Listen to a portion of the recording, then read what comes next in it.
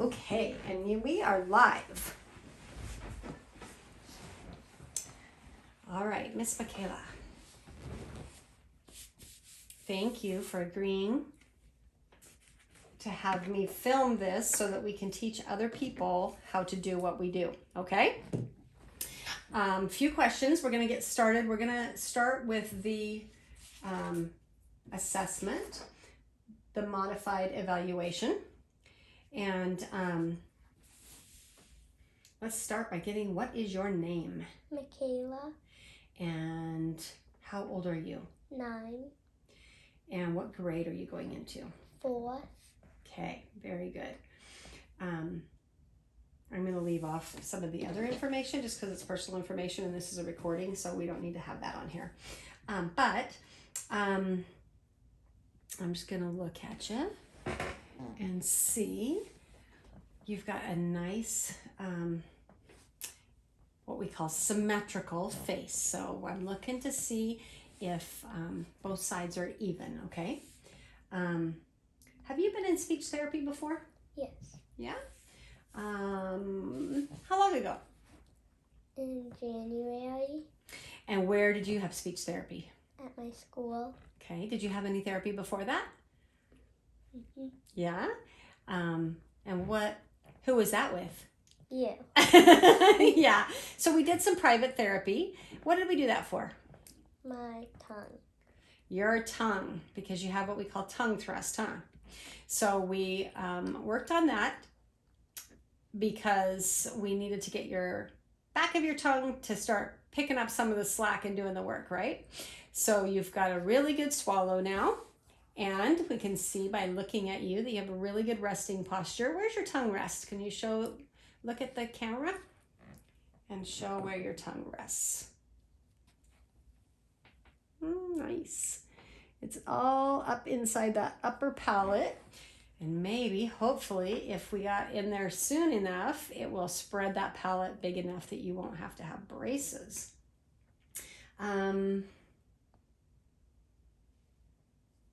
So we got rid of the tongue thrust. You have a posterior swallow now. You have a corrected resting posture, a natural resting posture. So what's the problem now? My speech. Your speech. And is there a particular sound that gives you trouble? Yeah. Which one? All. R. R is a booger, isn't it? And it creates a lot of grief at home with your mom, doesn't it? Mom's kind of uptight about it. Dad thinks it's cute. Yeah. And that's kind of how it happens. But you're going into 4th grade now. So you have to say 3rd and 4th a lot, huh? Yeah. So we want to be able to say those sounds correctly. And now you've got the muscles to do it, but you also have a habit that we need to change, right? Because that's how you've always said it. And so that's where your tongue naturally goes, because we don't think about how we say things. And do you remember we've talked about the 2 different kinds of R? And why R is so hard? Why is R hard? Because you have to sometimes put it in the front and pull it a different way. Yeah, so we have the one that's in the front, and that's usually if it's in the front of a word, it's the one we use the front of our tongue, and those would be things like red or run, right? Can you say that for me? Red, run. Yeah, and so you can feel that, can't you?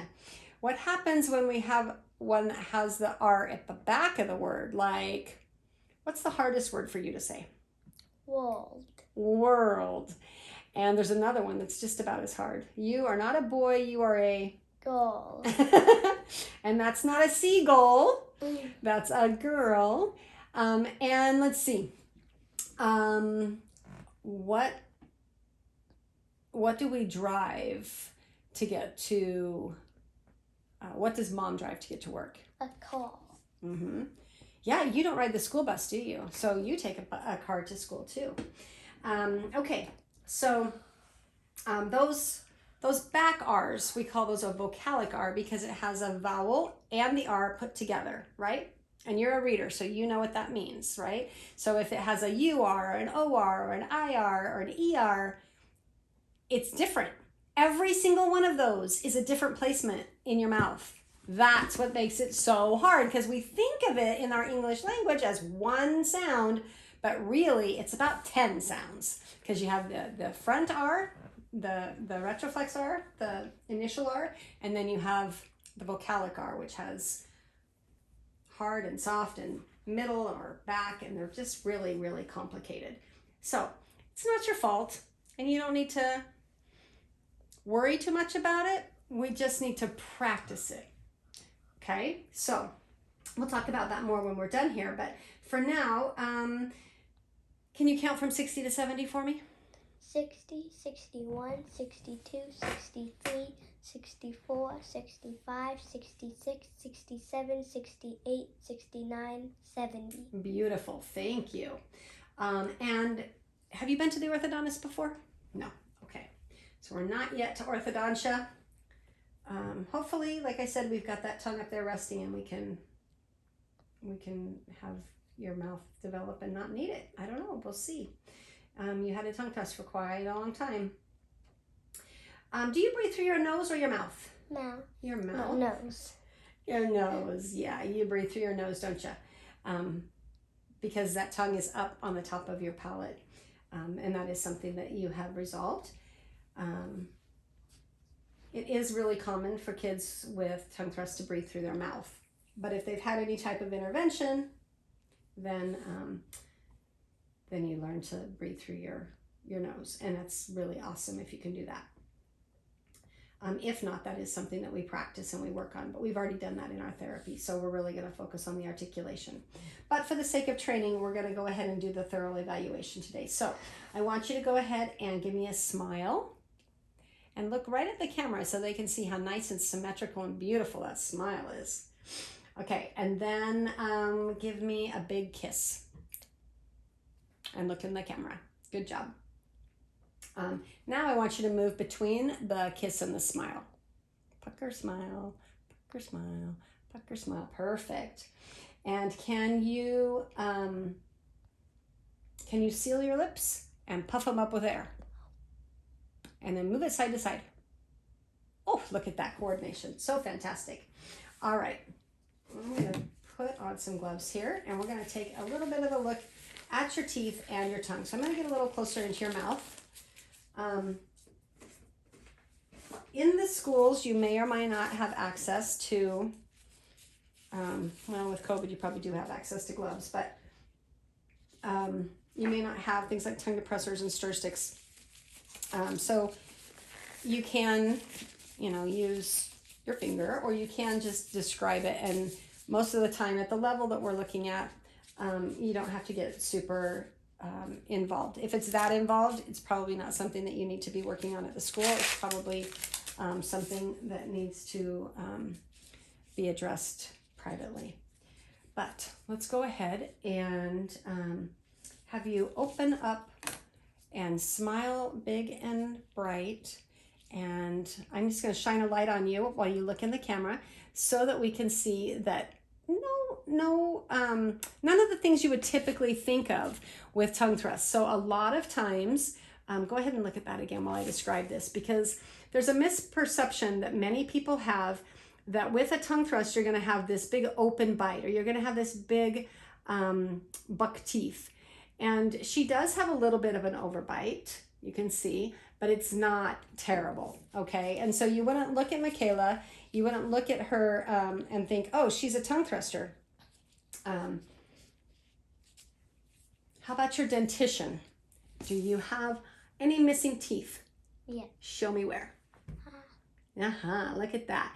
And other than that, they're pretty straight. You're pretty lucky. And go ahead and tip your head way back, and then look over here at the camera. I'm going to go right here, tip it way back. I want to see there if you can see that she does have a high vaulted palate, and the rugae right behind her front teeth. I don't know if you can see it in the camera, but it is sharp and defined, and that's just because she hasn't had her tongue up there resting for very long. It's only been the past,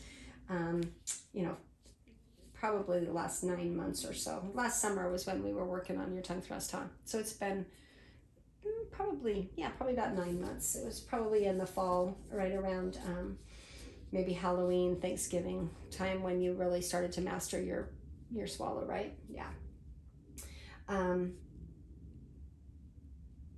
Now we're going to look at her tongue, and we're going to look and see, can you stick out your tongue? And lift it up, and put it down, and back and forth, side to side. Good job. All the way around. Nice. And reverse. Good. See, she's got great coordination. That's pretty typical. Again, usually the front of the mouth, the front of the tongue has lots of tricks and abilities. It's the back of the tongue that we have difficulty with. So again, this is one that you may need to skip in the schools, or you can, but it does give you some good information. So I want you to open up wide. Let's look over a little bit towards the camera so they can see. And I'm going to get down here, and I'm just going to walk back and see. I'm going to have you push up against me. Good job. Okay. And go ahead and stick your tongue out. And we're going to push. And when I really, don't let me squish it. Good. And then on the side, go ahead and stick it out. And then I'm going to use the side of the tongue, not the front. Good. And then this side, squish it over. Don't let me push it. Okay. All right. So we're looking at strength of her tongue, and is it symmetrical? And I would actually say that her base of tongue is actually stronger than the front and the lateral edges at this point, probably because you have focused on it so much and built that muscle up. It's very strong. So we don't really have weakness in the tip, the back, or the lateral borders. And let's show them where it rests. Nice job. Let's show them where it rests when you are when your mouth is closed, and of course we can't see through your teeth, so go ahead and look at the camera and just see that when it's resting. Can you describe where it rests? On the top of my mouth and back. Yeah, all the way back on the top of your mouth, right? It's not just the tip that's sitting there on the spot, but it's the whole tongue resting up on your palate. That's super important. And for people who are doing this evaluation for the first time with a child who hasn't had any intervention, a student, you can expect that that tongue is probably, can you remember where your tongue used to sit? Yeah. And what did you, let's see, so that's where it normally would sit. When we were first teaching it, do you remember the spot exercise? Yeah, can you show them where the spot is? Just the tip, right? So the tip goes up. Where's it at? Can you describe it? It's in the front of your mouth and on the top. On the front and the top. Is it touching your teeth or behind your teeth? Touching it and kind of behind. It's actually behind. It's on those bumpy ridges, remember? Kind of, that's where the spot is. And then when your tongue, so let me ask you this. When your tongue is resting up on the roof of your mouth right now, is it touching your teeth? Okay. It used to. Yeah. In fact, it used to kind of sit here. Yeah. So we want to make sure that we do train. That's one of the very first things. And we'll do that today. We're going to go through it pretty quickly because Michaela has had some intervention, and we'll jump right into the articulation. But let's see if there's anything else. We've got the tongue. You're able to, can you show me, let's just demonstrate this. I know that you can do it differently, but earlier when you stick out your tongue, can you show me that? And then lift your tongue up and down. So that is an example of not being able to dissociate the tongue. And so now go ahead and open your mouth and do the same thing. Stick your tongue out and lift it up and down. And that was very, very difficult for Michaela to do in the beginning, wasn't it? It took a lot of practice to get to that, but you're able to do it pretty easily now. So that's the difference between having the tongue relying on the mandible to move it, okay? And Tongue tie, of course, hopefully you know what tongue tie is. Michaela does not have tongue tie, and we know that just because of what we just observed with her range of motion and the ability to dissociate. She does have a high and vaulted palate. Let's take a look at that again. Tip that head back. Go ahead and put your tongue down this time, just like ah. Big ah. Look right at the camera. Over here and down a little bit. And back. You're too far over, babes. This way. Right here. Okay, right there. Yes, you can see that she does have a high vaulted palate and defined rugae. Right, keep it there, that was perfect. Right here, you can really see her rugae. And that is because her tongue has not worn down those ridges. So she does have that high vaulted palate, although it is spreading, which is exciting to see that it's actually spreading on its own naturally. So I would say, based on what I have observed from Miss Michaela, that we know she has a history of tongue thrust.